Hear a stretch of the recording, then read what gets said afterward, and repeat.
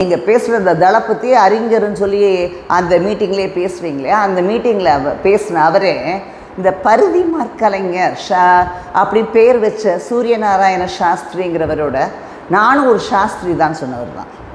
நான் வந்து பார்ப்பனியத்தை தான் எதிர்க்கிறேன், பார்ப்பனை எதிர்க்கலை, எனக்கு சரியாக அது வராது, அதனால தான் கொஞ்சம் நான் இதெல்லாம் பேச வேண்டான்னு பார்த்தேன்.